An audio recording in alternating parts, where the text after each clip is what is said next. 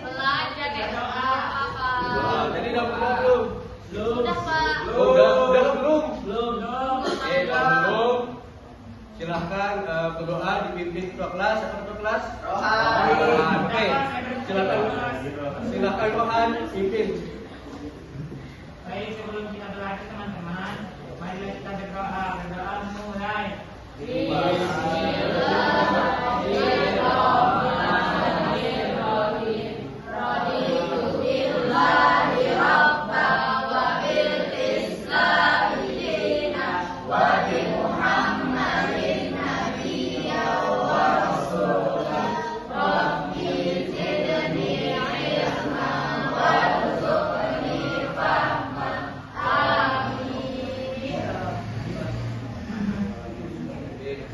Siapa yang nggak masuk? Hah? Dada Pak dada. Masuk semua? Alhamdulillah. Oke. Selamat pagi. Rasanya gini, biar semangat kalian. Semangat pagi, luar biasa. Allahu Akbar. Oke, semangat pagi. Yang benar, pagi, luar biasa. Allahu Akbar. Oke, sekali lagi ya. Yang serius ya. Semangat pagi.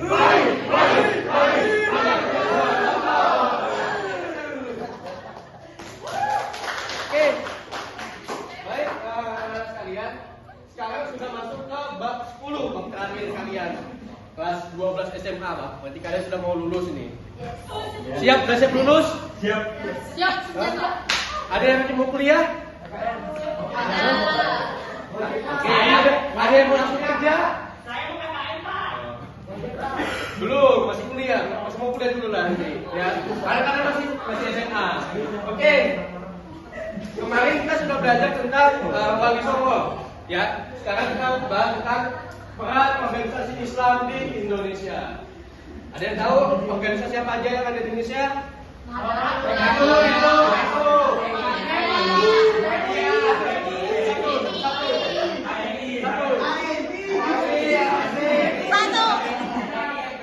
Oke, Gandhi, sebutin Gandhi. Oke, perhatikan ya. Oke, ayo perhatikan. Kalau kalian ingin ilmunya barokah, dengari apa kata guru ya. Ya silakan masuk. Nah, kalau kalian ingin ilmu kalian berkah, ilmu kalian itu diridhoi,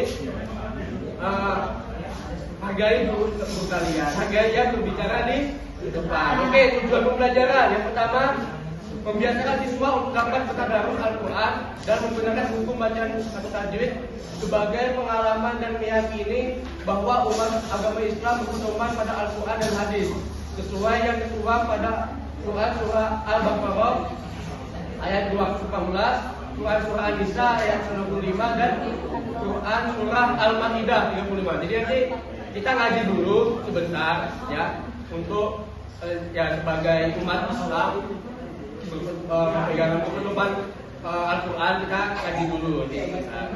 Menjelaskan pengelompokan dan pengembangan organisasi Islam di Indonesia, menganalisis model dan strategi dakwah organisasi Islam di Indonesia dalam penyebaran ajaran agama Islam. Yang terakhir meneladani salah satu tokoh inspiratif, salah satu ulama Islam di Indonesia. Nah, kita kaji dulu. Baca nggak di belakang? Baca. Oke, ya sama-sama yuk. Dari tahu dulu.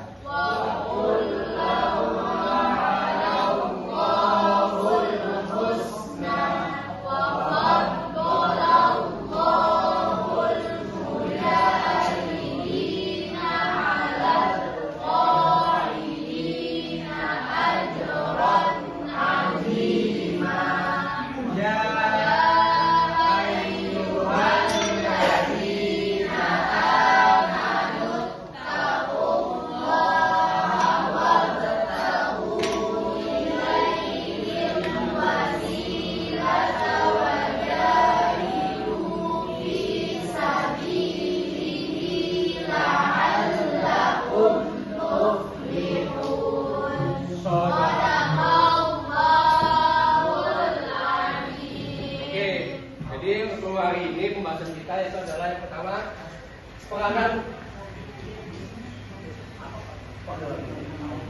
peranan ulama Islam pada masa perang kemerdekaan. Yang kedua, peranan organisasi dan pondok pesantren pada masa perang kemerdekaan.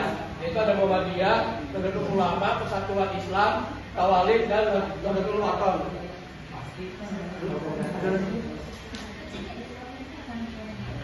Suaranya.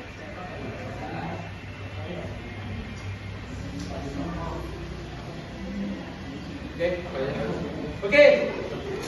Ada yang kenal siapa mereka? Kenal. Yo. Ada yang kenal enggak? Tahu aja, Pak. Sudah SMA harus kenal Pak ulama. Oke, yang paling kanan. Haji Hasyim Asy'ari. Siapa? Oke, Haji Hasyim Asy'ari. Sebelahnya? Sebelahnya? Haji Waqas Ridwan. Oke, sebelahnya? Salim. Sebelahnya? Siapa? Pendiri Nahdlatul Pendiri Nahdlatul siapa? Pendirinya? Ayo. Coba dicari di Google. Pendiri Nahdlatul Wathon siapa? Arif Effendi.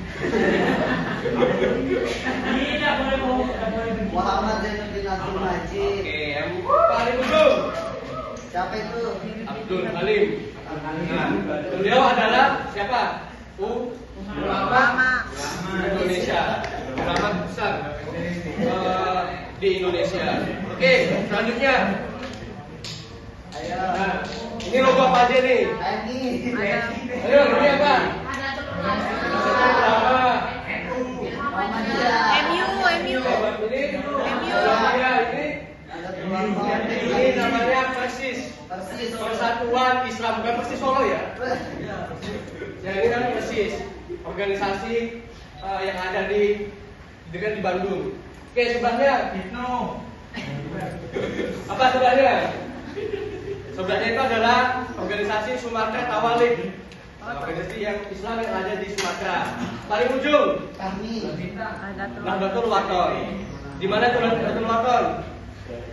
Di Lombok. Ada yang Lombok sini? NTB. TB. Ada? Ya, ada.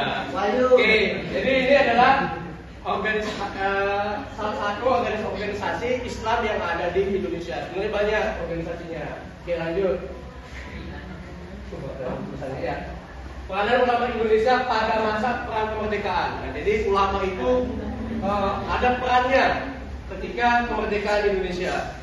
Masih masa perang. Yang pertama apa sih perannya? Membina kader-kader umat Islam melalui pesantren dan aktif dalam pembinaan masyarakat.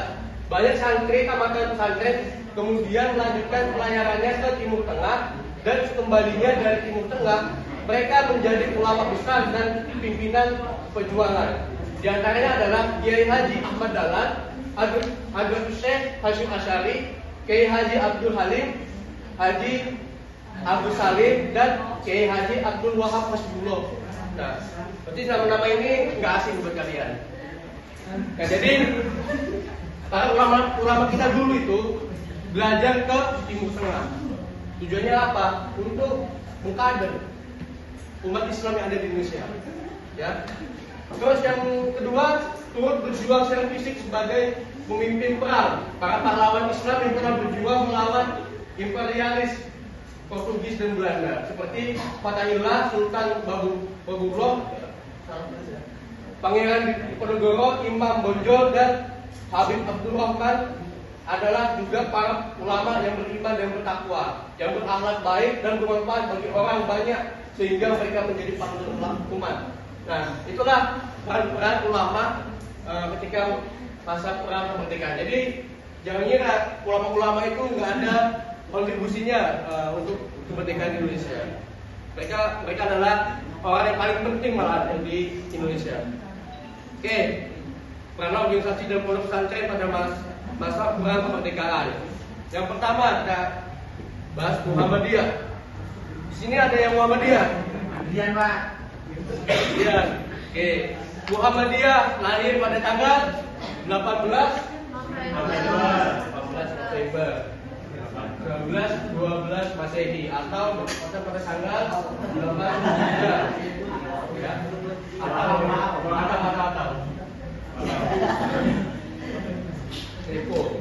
Nah, organisasi Islam Muhammadiyah adalah yang melakukan perintisan atau pelopongan pemurnian sekaligus pembaruan Islam di negeri berkedudukan terbesar Muslim di Indonesia. Nah, di Indonesia ya maksudnya.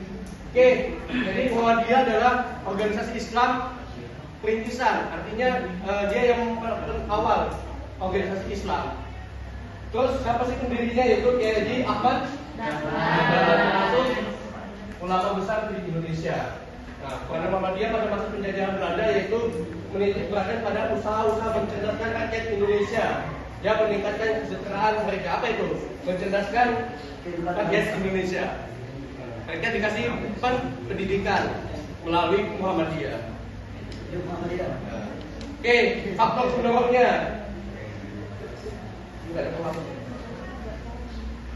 Oke, adapun faktor-faktor pendorong berdirinya Muhammadiyah ada 5. Yang pertama, umat Islam tidak memegang teguh tuntunan Al-Quran dan Sunnah Nabi. Nah, kemarin kita udah belajar tentang Wali Songo, di mana Wali Songo itu yang menyebarkan agama Islam di Indonesia. Jadi pada fase selanjutnya itu untuk memperjuangkan ulama-ulama kita. Nah, pada saat itu umat Islam tidak memegang teguh tuntunan Al-Quran dan Sunnah, sehingga menimbulkan para jelajah syirik, bid'ah dan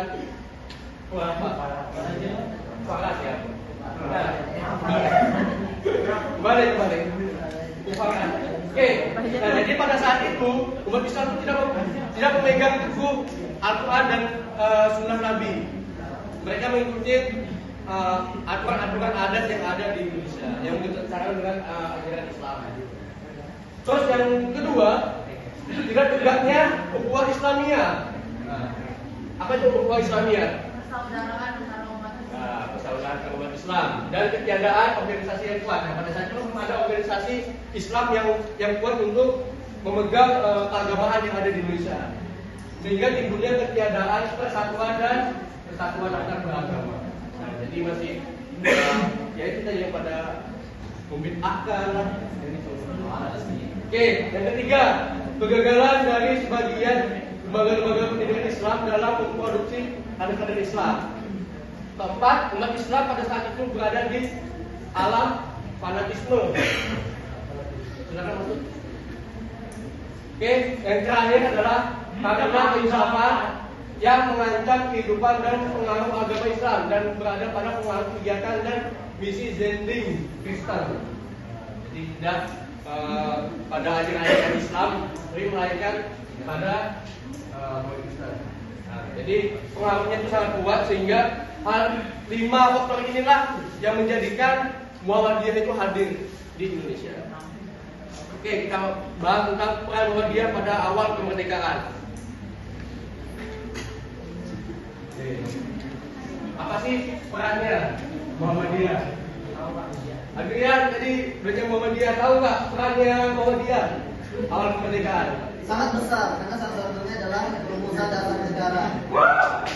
Jadi Muhammadiyah beserta NU juga itu salah satu yang merumuskan dasar negara. Itu ditentukan oleh Ki Bagus Hadikusumo dan Pak Muzakir. Itu menjadi anggota BPUPKI juga untuk merumuskan negara dibantu diganti. Kok pada diganti dari kata BPUPKI menjadi PPKI. Nah, berarti kalian sudah belajar nih masalah BPUPKI sama PPKI ketika di SMP. Oke, pada saat itu terlibatnya polemik antara kalangan nasionalis dan kalangan Islam. Jadi kalangan yang beragama Islam dengan kalangan nasionalis, artinya yang berpegang teguh pada negara kesatuan Indonesia itu bertentangan sehingga menimbulkan polemik. Nah, untuk menjadi solusi dan penengah itu dibentuknya adalah Panitia 9 yang dibentukkan untuk tanggung jawab penuh atas pengurusan dan pembentukan negara Indonesia dan juga memberikan saran-saran besar dari tugasnya panitia 9 pada saat itu untuk bertanggung jawab atas perumusan kependudukan negara dasar negara Indonesia. Itu rumusannya itu adalah apa ini? Piagam Jakarta sebagai dasar negara Indonesia, yaitu yang bertentangan itu dari kalangan nasionalis dari Indonesia Timur, itu poin pertama. Apa itu? Ketuhanan dengan menjalankan syariat Islam bagi para pemeluk-pemeluknya. Nah, ditentang oleh kalangan nasionalis dari Indonesia Timur. Mana itu Indonesia Timur berarti? Papua, Maluku, ya, daerah itu. Kenapa bertentangan? Karena di Indonesia itu bukan hanya satu agama, bukan cuma aja Islam aja. Nah, melainkan ada agama lainnya. Bahkan agama yang masuk pertama di Indonesia apa? Agama apa? Buddha, bukan Islam. Nah, berarti masih ada agama lain. Akhirnya atas inisiatifnya Muhammad Hatta mengajak para tokoh Islam seperti Ki Bagus Hadikusumo dari kalangan Muhammadiyah dan Wahid Hashim dari kalangan NU untuk menghilangkan syariat Islam menjadi ketuhanan yang Maha Esa, yang menjadi dasar negara kita, itu menjadi Pancasila yang pertama. Sampai sekarang masih kan? Masih atau berubah? Masih. Oke, lanjut. Di era sekarang, apa sih perannya Muhammadiyah di era sekarang? Nah, yaitu mendirikan sebuah usaha apa aja? Ya, usaha pendidikannya, usaha perekonomiannya, sosialnya itu tujuannya untuk mengadakan dakwah Islam, memajukan pendidikan dan pengajaran. Yang ketiga, memelihara dan membangun tempat ibadah dan wakaf, mendidik dan mengasuh anak-anak ibu muda, dan juga membina segala kebijaksanaan. Dari data statistik, Muhammadiyah hingga sekarang memiliki berbagai tempat dan usaha dengan total 4.623 TK atau TPQ, itu tempat pembelajaran Quran, 2.252 SD atau MI, 1.111 SD atau ITS, 1.221 SMA atau MA, 67 pondok pesantren dan 171 perguruan tinggi, terakhir 319 panti asuhan. Sebanyak itu sampai sekarang Muhammadiyah itu masih berkontribusi ya atas Indonesia. Oke, lanjut. Oke, yang kedua, Nahdlatul Ulama. Oke, di sini siapa yang NU? Ada yang masuk NU? Saya. Oke, NU itu apa sih? NU itu adalah organisasi masyarakat keagamaan Islam yang didirikan oleh Habib Syekh Hashim Asy'ari. Sama juga dengan Muhammadiyah. Organisasi masyarakat keagamaan Islam juga, tapi pendirinya berbeda. Yaitu berdirinya pada tanggal 31 Januari 1926 atau bertepatan pada tanggal 16 Rajab 1344 Hijriah. Kata Nahdlatul Ulama sendiri adalah kebangkitan ulama. Beda sama Muhammadiyah. Muhammadiyah itu artinya apa? Pengikut Muhammad. Nah, sedangkan kalau NU sendiri, Nahdlatul Ulama itu kebangkitan ulama, artinya NU disiapkan untuk apa? Untuk memperjuangkan ulama-ulama. 20 menit lanjut aja. Yang Oke. Karena waktunya udah mau pulang ya? Oke. Lanjut. Apa sih? Nah, sudah berdirinya itu ketika dikit aja Bu.